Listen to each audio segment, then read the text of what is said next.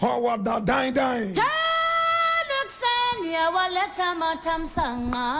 This is the Black Pot, aka Kukushunama, where we speak truth to power. Here we don't criticize, but if we must criticize, we'd only do that on one condition: to build and not to destroy. That is why we say we are in the service of God and country. This is the voice of the people, and the voice of the people is the voice of God. This is the Black Pot. And I'm most excited to be with you, my brother, my sister. We go straight for the jugular vein. Now, the very first story I want to look at today is a story that is rife in the media. And from the newsreel, we always endeavor to keep it real. Now, the very first story is taken from Ghana Web, and it says, and I read it, Akufo Addo forwards petition for removal of special prosecutor to Chief Justice. And that's a report. President Addo Akufo Addo has forwarded a petition for the removal of special prosecutor Kissi Agyebeng to the Chief Justice. This is according to a report by Accra-based Joy News. Now, the report indicates that the petition was filed by inaugural Special Prosecutor Martin Amidu, who was cited Agyebeng for procurement breaches. Agyebeng was appointed Amidu's successor in 2021.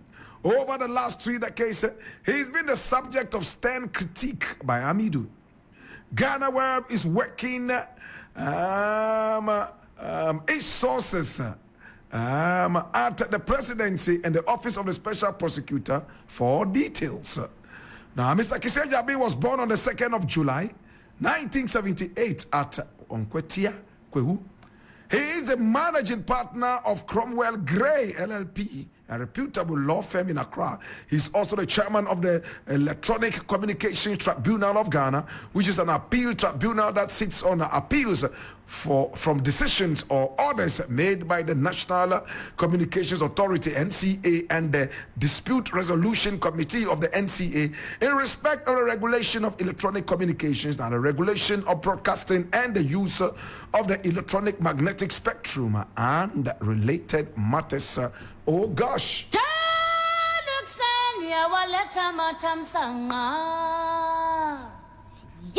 Now let us look at reactions and the fallout to this forwarded petition from Martin Amidu. And this one I'm also reading from Ghana Web. He says, nonsense. Kweku Baku reacts to the petition to remove Kissi Agyebeng as SOSP.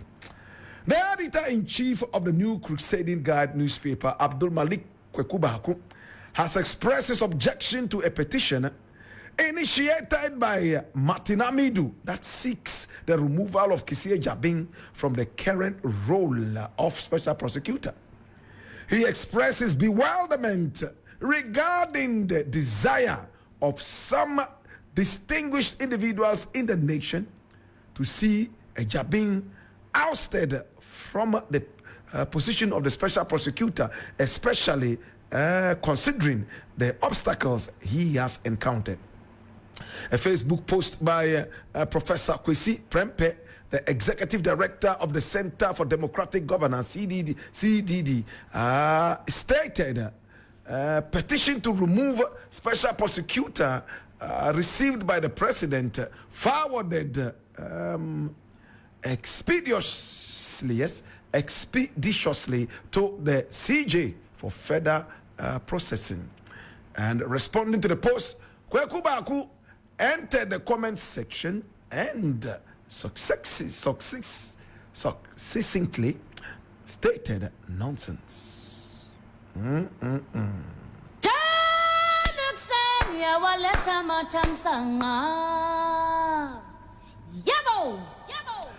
Now, my brother, my sister, let's go straight for the jugular vein. All right? Many other people have reacted to this. Suhuyini, Honorable Suhuyini, has said that he is shocked at the speed at which Nana Akufo-Addo forwarded the petition from the same man who considered him the mother serpent of corruption. This one I'm reading from Tree News. It says, Bebu fingers Akufo-Addo in petition for Kissi Agyebeng's removal, says he's scared of prosecution. Private legal practitioner Martin Kpebu has accused President Addo Akufo of being behind the petition to get Special Prosecutor Kissi Agyebeng removed from office.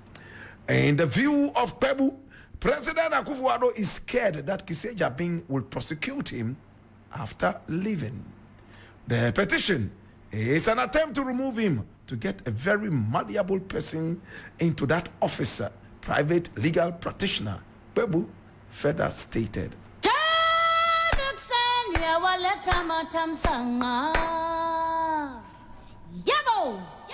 My brother, my sister, Nana Akufo-Addo has demeaned the legal profession in this country. He's a shame, in fact, to the justice system in Ghana. And I say this without apology. A man who is supposed to be a lawyer, though many people said they doubt if he has a certificate at all.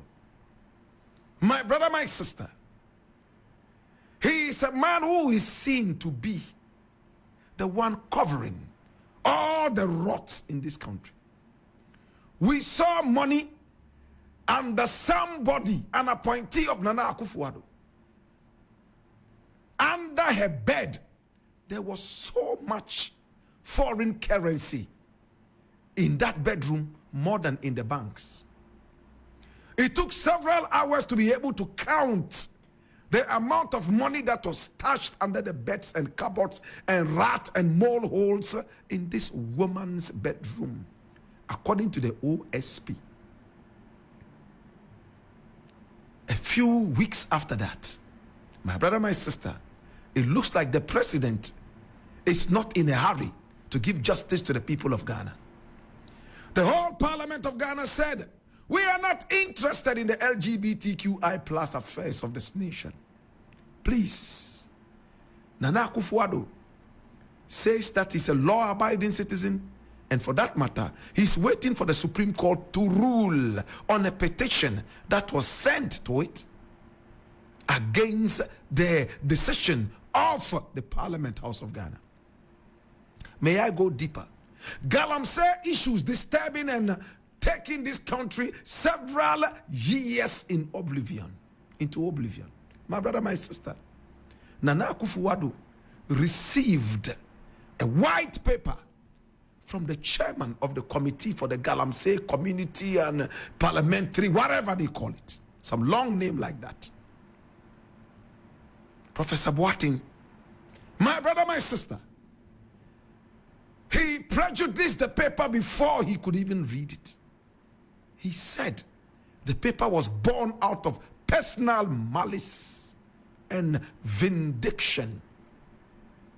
My brother, my sister, Nana Akufo-Addo was the same person who, before the ruling of Cecilia Dapa's case, came out to tell us that he knew that the woman would be exonerated. After all, the woman was clean before even the investigations properly started. When Chairman Wontumi and some other people were accused of engaging in Galamsey, he was the first to come out and say, no, they are not engaged in Galamsey, no way. Where's the Mineral Commission? President comes out to talk about some of these things. His appointees and party faithfuls, he has pushed into the Supreme Court and pushed into the other courts, my brother, my sister. And the reason could be simple. Oh, to help me escape justice. My brother, my sister, I'm so ashamed of this president. Today, this is what Martin Kpebu is saying. Can we go into the Kissi Agyebeng issue? Martin Amidu allegedly has written a petition to the president saying that there are procurement breaches that this man called Kissi Agyebeng has been engaged in. Can we engage that? I am interested in knowing whether truly there are breaches or not. That is what I'm interested in. I'm not interested in taking somebody out of office for no reason. If Nana Akufo-Addo could speedily deal with this issue, we expect that he'll be able to deal with some other issues so speedily. Kissi Agyebeng has been fingered for some procurement breaches. Therefore, he's not fit to be the special prosecutor. Is it true or false? Can we check these out? And if this is true, then he has to be booted out. I have ceased to become a fan of Kissi Agyebeng from when I realized that he's been very, very, very, very, very, very, very much of a spendthrift. Ordering armored cars left, right, and center, supposedly to protect his life against who? The same man who appointed him into office. I am so sad that Mr. President, Amidu wrote to the public an open letter to you, calling you the mother serpent of corruption. You didn't quickly send this one to the Iyoko and some other such outfits to investigate you as the mother serpent of corruption. But procurement breaches, quickly, you have sent this out. Mr. President, you are a joke of a president. Mr. President, you are the president of selective justice. Where it matters most, you become limp like an impotent penis. But where it doesn't matter at all, you stand up with a heavy ejaculation. Hallelujah. Mr. President, I look at some of these things and I ask myself, so the freedom and justice that is slapped on us as a motto in the days of Nana Akufo Addo, it looks like it is only a charade. Kissi Agyebeng, it won't benefit me in any way if he's in or out of office. In fact, he is a very, very much of a spendthrift, spending so much of the taxpayers' money. In fact, protecting a life, my brother, my sister, as if he's in an illusion.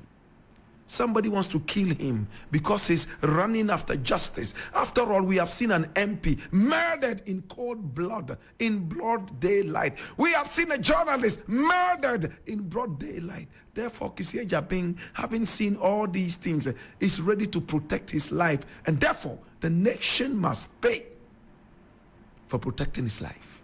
Not the number of policemen he has in his office could save him. He needs armored cars, the latest ones that will swallow bullets and repel bullets.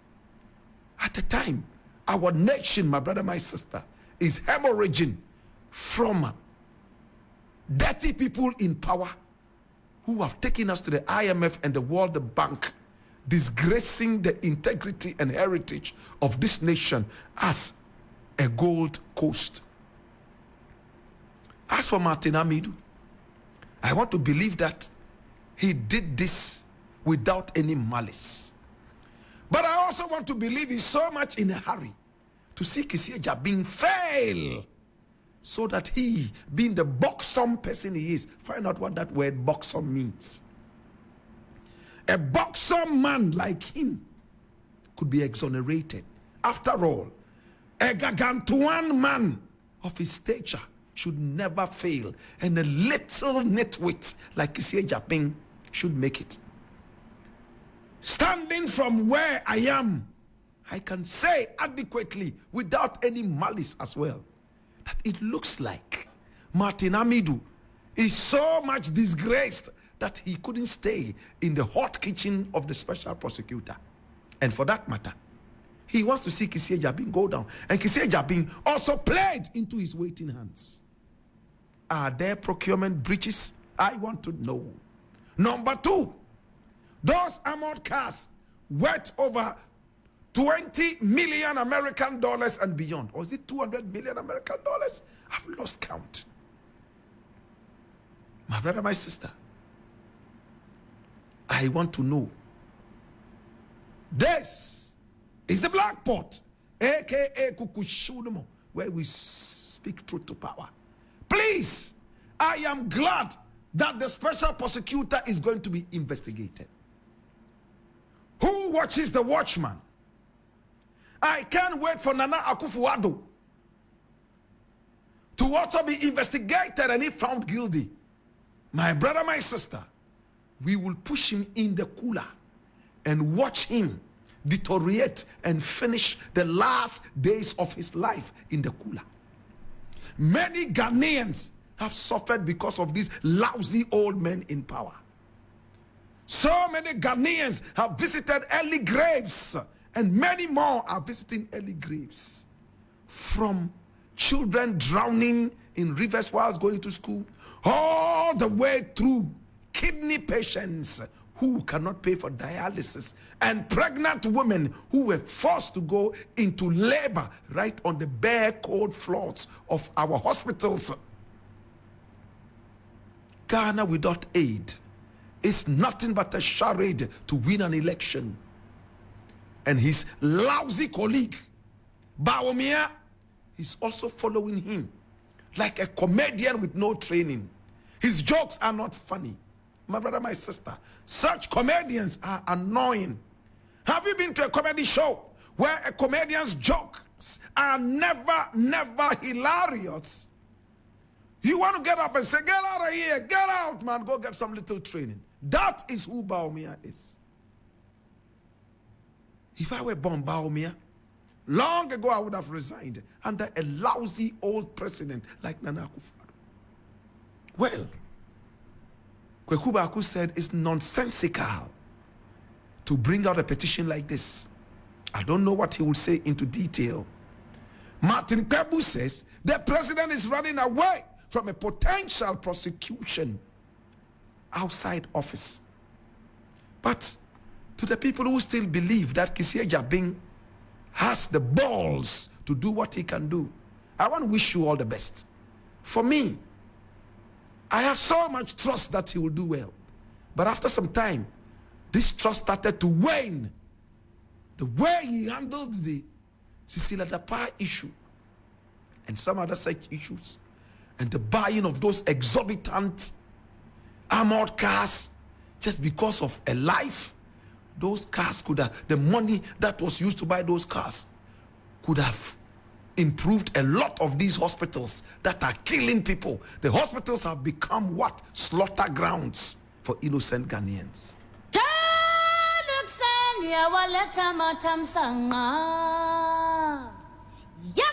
My brother, come follow me. Let's do another story. And this story is very dicey. In fact, I need you to come along. How many of us know Super Odi? We all remember Super Odi, right? He was a great comedian. He was a very wonderful actor.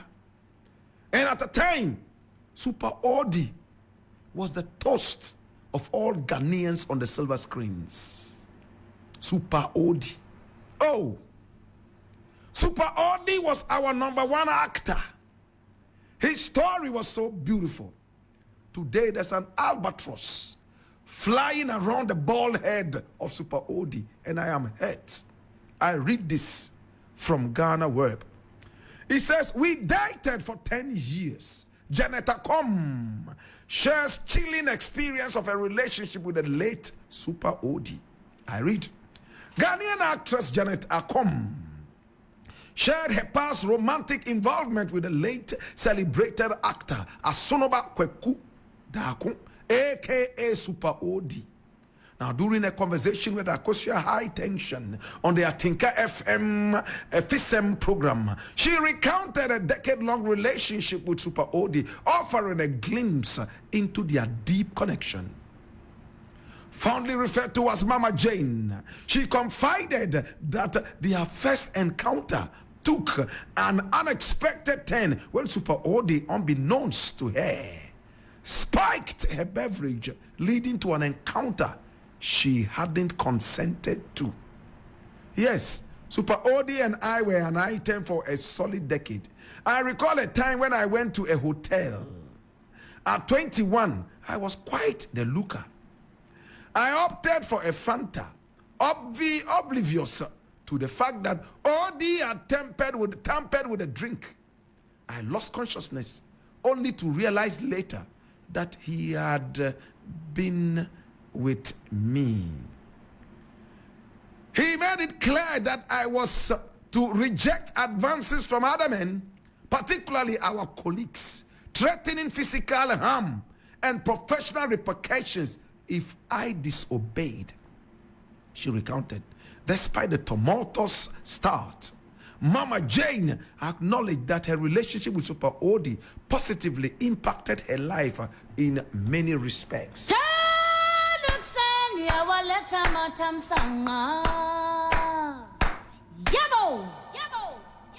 So that was the photo of Mama Jane you saw in the photo of Odi. Now listen to this. I am so disappointed. And this doesn't sound like a joke. Because in these times, the easiest way to run away from responsibility is to say, oh, it was a joke. You remember when Baumia went around telling people that we need to pay churches rather than asking them to pay tax. And when we asked him to give us details, he said, oh, it was done in jest. In other words, it was a joke. I don't like our names. They are too heavy. So I prayed and even went to my mother and told my mother to pray for me that I don't marry a man with a heavy ever name. And that's supposed to be a joke. Much as I love Celestine, I am not excited about this, and I'm glad she apologized. I won't go into it anymore. Hear this. Super Odi invited a 21-year-old young lady to a hotel, according to this story.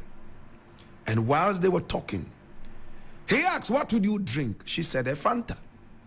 And he decided to lace or spike the drink.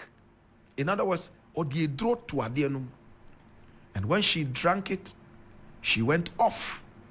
When she woke up, Super Odi had carnal knowledge of her. That is rape. It is called rape. And after that, according to the story, Mama Jane said he threatened her with professional consequences if she dated any man again, as if it was a kind of an occultic engagement. Number 3, he said, if I find you dating any of our colleagues, I will visit you with physical harm. In other words, this was a threat. Today, Super Odi is not here to respond to this. It's a one-sided story. The Jamaican people who say our story should never be told. My brother,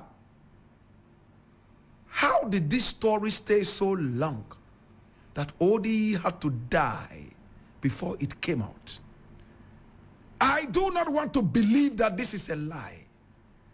But if this is a lie, then it's a most unfortunate lie. My brother, if Super Odi did these things, then we shouldn't be calling him a hero. 21-year-old. You laced her drink, had carnal knowledge of her. After that, you visited her with threats, bodily threats, and professional threats.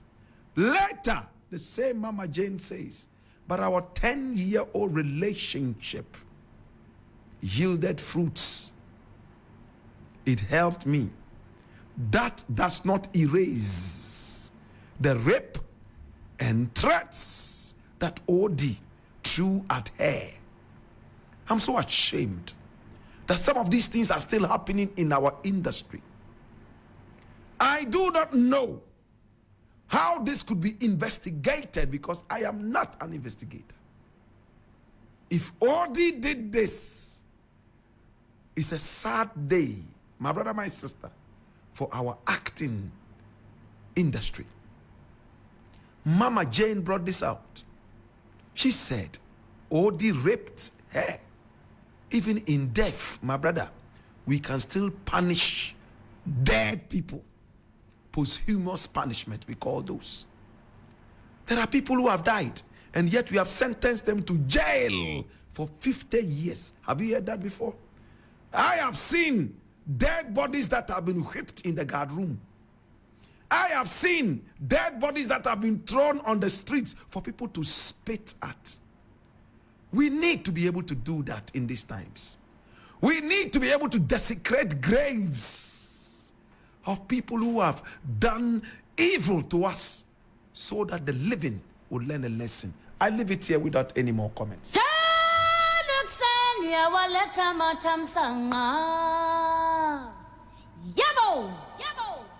Now the last thing I want to look at, and I want to really be brief about this. Oh my God, I have so many more things, but look at it at the time. It looks like we have been totally swallowed by the time. All right. So we all heard about the soldier man who was shot and killed in a car at Kaswa. Some other people said, oh, it was not really Kaswa. It was a little beyond Kaswa because the Kaswa people are not happy about the murder tag. Now, the police has been able to find some suspects, and I'm glad it happened. Remember the last time it happened at a Shaiman, before we realized Rambo-style ransacking of the area. People were slapped and their necks were dislocated. Some other people were slapped so hard that their eyes jumped out of their eye sockets. Somebody was slapped and he went straight into coma. A soldier man slap is not ordinary. When soldiers slap you, who can for? They are police for the amount. Police ni ebo wasutroa. China G soldier there. Ube kamfu. Police there no. Say we no there. Na mild. Soldier there no there. Because that there na odi ahweme so. My brother, my sister, watch this. The police has been able to react so quickly, so professionally. Thanks to the police, suspects have been paraded before the courts. And now, the prime suspect getting into the courtroom was attacked by family members of the murdered soldier. I read, soldiers, my brother, my sister, went all the way into that area to solidarize with their people. Now, I want to thank the police for making this quick. And I want to thank the soldiers for also keeping calm. Because what happened at the Shaiman was for us all to learn a lesson. My brother, if you leave the soldiers and they leave their barracks, they will deal with you. We live in a democracy and we want to see things happen. Now, in another issue related to this, listen to this interesting thing. I just use this as a way to join to this story. And I'm reading this from Ghana Web. It says, soldiers arrest police inspector. 4 others for attempting smuggling of 231 bags of cocoa. In the first story, police people have reacted quickly to help arrest or bring to book the murderers of a soldier man. Now in this case, soldiers are arresting police for trying to smuggle. Hey! Now the work of the soldier is not to arrest. The work of the police is to do the arresting. But when the policeman decides not to be professional, the soldier comes in to arrest. Hallelujah. Is it not interesting? I read. A police inspector and 4 other suspects are in the grips of the Akosombo Divisional Police Command following the involvement in the attempted smuggling of 231 bags of dried cocoa beans to Togo. And those involved include Inspector Adam Mahama, who was acting as an escort to the truck carrying the contraband en route to Togo. The Dagombes have been saying that I like. They say, when the dog refuses to bark at a stranger and the goat has to do it, it is the shame of the dog for shirking its responsibility. I'm not going to talk again. There's another story here that I don't want to do, but my producer says Black Rasta just tackle it for 2 minutes. So I'm going to do that quickly. My brother, things are happening in our nation. Hi, Mahama is speaking here on my Joy Online, and he says, I will order any appointee who engages in mining to resign. I read, the flag bearer of the National Democratic Congress, the NDC, John Dramani Mahama, has made it clear that if elected president in the upcoming December polls, he will not hesitate to compel any of the appointees involved in mining activities to resign their positions. It is good. Now, the difference between the Nana Akufo-Addo government and the Mahama government is this. In one regime, corruption is institutionalized. Corruption has the backing of the government. I won't tell you which one it is. It's obvious. Nana Akufo-Addo's government is that dirty government, my brother, my sister, that has institutionalized corruption and covers corruption and appoints party foot soldiers and functionaries into government, and also appoints them into the legal positions that matter most. CJ, Supreme Court, blah, blah, blah, boom, boom. People who have stood on the ticket of the NPP in contest, in elections, have become judges and so on and so forth in some of these sensitive institutions. And Nana Akufo-Addo, he is a joker. This is the guy who is trying to trample down the democracy of this nation with these dirty shenanigans. Mahama wasn't an angel. All these political parties are so corrupt. But in one case, at least the president is seen sacking people left, right, and center for being engaged in corruption. But the other one says, oh, I know you are a sweetheart. You'll be exonerated. Oh, this white paper, is born out of malice and personal vindication. Oh, that is what it is. My brother, my sister, to God be the glory. This is the black pot, aka Kukushunumu, where we speak truth to power. But President Mahama, asking them to resign is not enough. If they truly are engaged in that, can they face a stiffer punishment apart from just or inclusive to just asking them to resign? They shouldn't resign. They should be sacked. To ask them to resign is so honorable. Sack them like the way you sacked Victoria Hammer. Sack them. After they are sacked, send them to the courts to face justice. Can they be locked up? Their activities will impact on generations and generations yet to come. After their bones have gone rotten, the activities will still affect humanity. They shouldn't just be asked to resign. They should be sacked. They should face the legal system. Black Rasta is my name.